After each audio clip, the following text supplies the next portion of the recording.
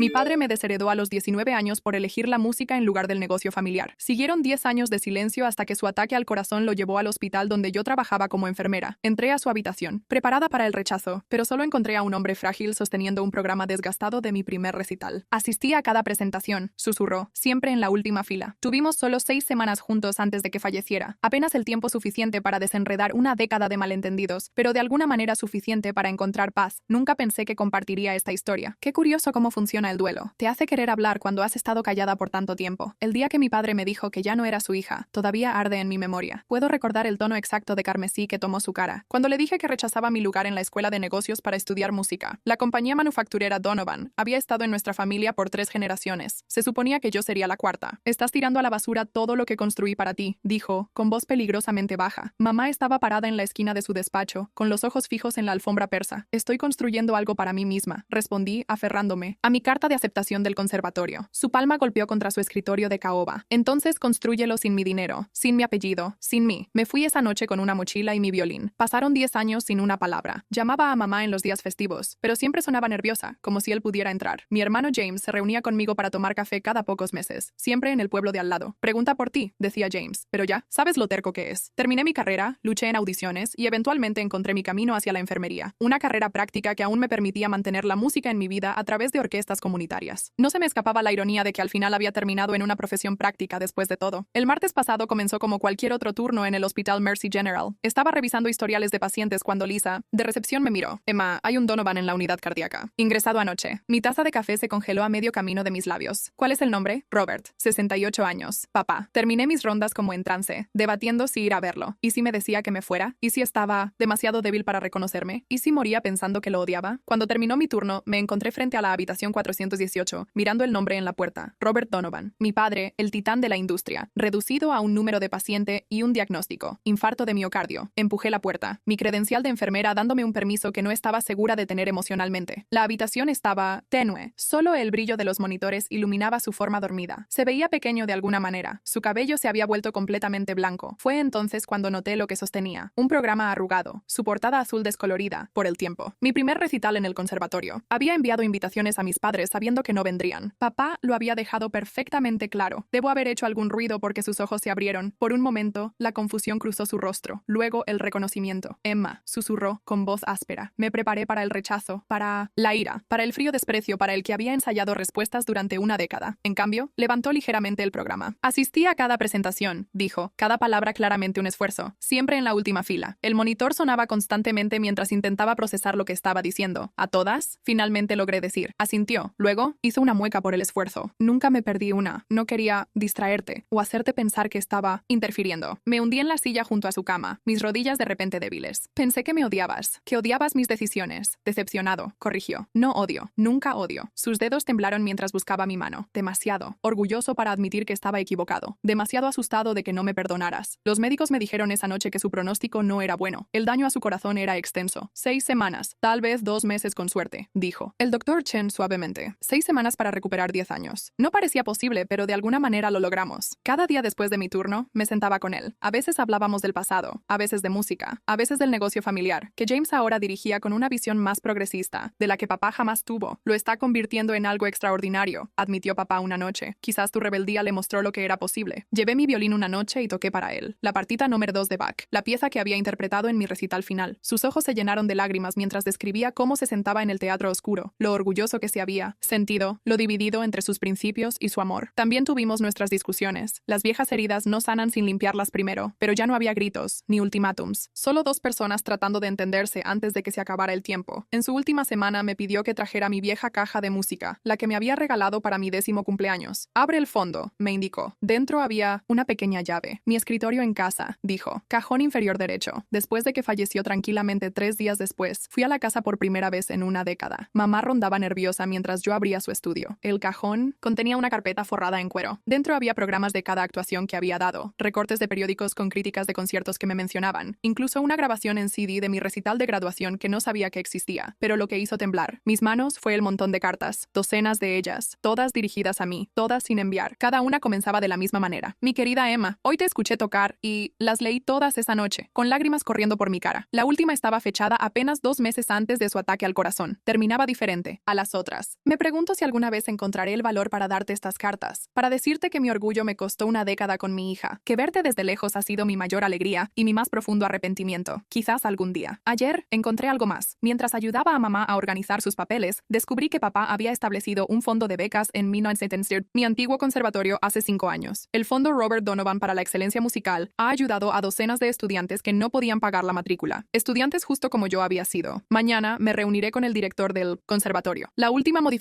del testamento de papá me dejó a cargo del fondo, con instrucciones de ampliarlo como consideres adecuado. Lo que no pudo decirme en vida, lo dejó claro en la muerte. Pero hay algo más en esos registros financieros que no cuadra. Algo sobre el momento de ciertas donaciones y retiros de las cuentas de la empresa durante esos 10 años de silencio. James ha estado evitando mis llamadas desde el funeral, y mamá se pone nerviosa cada vez que menciono las finanzas de la empresa. Puede que haya hecho las paces con mi padre, pero empiezo a sospechar que hay otro secreto familiar esperando ser descubierto. Uno que podría explicar por qué papá realmente mantuvo la distancia todos esos años. Y esta vez, no esperaré una década para encontrar la verdad. La oficina del director del conservatorio es más pequeña de lo que esperaba, escondida en un rincón del gran edificio donde una vez pasé incontables horas practicando. La doctora Elaine Winters no ha cambiado mucho en la década desde que me gradué. Todavía el mismo corte plateado y ojos penetrantes que parecen evaluar cada movimiento como si fuera una frase musical. Emma Donovan, Dice, levantándose de detrás de su escritorio. Ha pasado demasiado tiempo. Le estrecho la mano, sintiéndome como una estudiante otra vez a pesar de todo lo que ha pasado. Gracias por reunirse conmigo, doctora Winters. Robert. Era un hombre complejo, dice, indicándome que me siente. Me sorprendió cuando se acercó a mí por el fondo de becas. Me inclino hacia adelante. ¿Cuándo ocurrió exactamente? Consulta una carpeta en su escritorio. Hace unos 8 años. Insistió mucho en que su contribución permaneciera anónima. 8 años. 2 años después de nuestra pelea. Mientras yo todavía luchaba en mi segundo año, creyendo que se había desentendido completamente de mí. Los términos eran específicos. Continúa. Matrícula completa para estudiantes que demostraran un talento excepcional, pero carecieran de recursos económicos. Estaba particularmente interesado en apoyar a estudiantes que de otro modo podrían seguir carreras más convencionales. La ironía no se me escapa. Papá financiando a otros músicos mientras su propia hija luchaba económicamente en la escuela. ¿Asistió alguna vez a las actuaciones de los becarios? La doctora Winters sonríe. A todas y cada una. Primera fila. Para ellos, última fila para ti. Era muy consistente en sus peculiaridades. Trago saliva. ¿Y el fondo? ¿Cómo está estructurado actualmente? Desliza un documento sobre el escritorio. Esto lo explica todo. Según la última modificación de tu padre, ahora tienes pleno poder discrecional. Reviso el papeleo, pero mi mente sigue volviendo a esos registros financieros que encontré en el estudio de papá. El tiempo no coincide. Papá había estado haciendo transferencias regulares, importantes, comenzando casi inmediatamente después de nuestro distanciamiento, mucho antes de que se estableciera la beca. ¿Hubo algo más a lo que mi padre contribuyera? ¿Otros programas o fondos? La doctora Winters niega con la cabeza. No que yo sepa. El fondo Donovan para artistas emergentes fue su única participación con nosotros. Le agradezco y me voy con más preguntas que respuestas. Afuera, el aire otoñal trae el sonido de estudiantes practicando, fragmentos de Chopin y Debussy flotando por las ventanas abiertas. Me detengo junto al banco donde solía sentarme entre clases, sacando mi teléfono para intentar llamar a James otra vez, directo al buzón de voz. James, soy yo. Otra vez. Necesitamos hablar sobre las finanzas de papá. Llámame. Cuelgo y marco. Otro número. Donovan Manufacturing. ¿Cómo puedo dirigir su llamada? Soy Emma Donovan. Necesito hablar con Maureen de contabilidad. Una pausa. Un momento, señorita Donovan. Maureen ha manejado las cuentas de la empresa desde antes que yo naciera. Si alguien sabe a dónde fue ese dinero, es ella. Emma, ¿eres tú? ¿De verdad? Su voz familiar me trae recuerdos de visitar a papá en la oficina. Maureen siempre dándome caramelos del frasco en su escritorio. Soy yo, Maureen. Necesito un favor. Lo que sea por la hija de Robert. Necesito acceso a los registros financieros de la empresa de los últimos 10 años. Específicamente, cualquier pago o transferencia regular que papá haya autorizado personalmente. El silencio se extiende tanto que me pregunto si nos hemos desconectado. Maureen, estoy aquí. Su voz ha bajado casi a un susurro. Emma, tu padre era muy reservado con ciertas transacciones. Entiendo, pero ya no está. Y como miembro de la familia, no es tan simple. Me interrumpe. Algunos de estos asuntos... Bueno, James sería quien debe autorizar ese acceso ahora. Claro, James, que ha estado evitando mis llamadas desde el funeral. Maureen, por favor. Estoy tratando de entender qué hacía papá todos esos años. Otra larga pausa. Encuéntrame en Café Luca mañana a las 7 a.m., antes de que llegue a la oficina. La llamada termina antes de que pueda agradecerle. De vuelta en la casa de papá. Mi casa ahora, supongo. Aunque no se siente así. Extiendo los documentos financieros sobre su escritorio otra vez. El patrón es claro. Retiros mensuales. Siempre. La misma cantidad. Comenzando apenas semanas después de nuestra pelea. Demasiado temprano para el fondo de becas. Demasiado consistente para gastos aleatorios. Demasiado sustancial para ignorar. Mamá me encuentra ahí, todavía examinando los papeles horas después. Deberías comer algo, dice, vacilando en la puerta, como si tuviera miedo de entrar en su espacio. ¿Qué estaba pagando papá, mamá? Pregunto sin levantar la mirada. Durante 10 años, como un reloj, juguetea con su anillo de boda, girándolo en su dedo. Tu padre tenía muchas obligaciones. $5,000 al mes es una obligación muy específica. Sus ojos se abren ligeramente ante la cifra antes de recomponerse. Gastos de negocios, estoy segura. Estos no salieron de las cuentas del negocio. negocio. Salieron de sus fondos personales. Emma, por favor. Su voz se quiebra. Algunas cosas es mejor dejarlas en paz. Me pongo de pie, la frustración finalmente estallando. Como a mí, era mejor dejarme sola durante 10 años mientras él, secretamente, veía mis presentaciones, mientras creaba becas para extraños en lugar de apoyar a su propia hija. Eso no es justo, susurra con lágrimas brotando. Él estaba tratando de protegerte. ¿De qué? Sacude la cabeza y se da vuelta para irse. Pregúntale a James. Él sabe todo. James no responde mis llamadas. Se detiene en la puerta, porque se lo prometió a tu padre. Todos lo hicimos. Después de que se va, me siento en la silla de papá, pasando mis dedos por los reposabrazos de cuero gastado. ¿Qué estabas escondiendo, papá? ¿Qué valía la pena sacrificar nuestra relación? Mi teléfono vibra con un mensaje. Número desconocido. No. Te reúnas con Maureen mañana. Algunos secretos destruyen familias. What?